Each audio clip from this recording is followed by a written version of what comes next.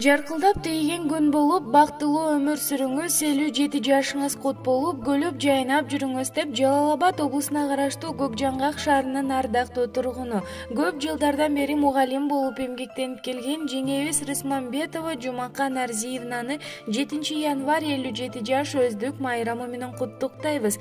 Кунарбай өмүр жашыңыз, кубанып көңүл ачыңыз, кыялдарыңыз толук орундалып, кызыгына батыңыз, баркталып дайыма бар болуп айтыла берсин атыңыз, ийгилик менен ар дайым коштоло берсин жашыңыз. Ардактуу жеңе, берекелүү турмушта бакытка балкып, кош канатты кагып, өмүрдүн сересинде жашоонун белесинде тилеген ой максаттарыңызга жете бериңиз деп Москвадан кайнысы Мирлан, келини Чынара жана уул кыздарыңыз куттукташат.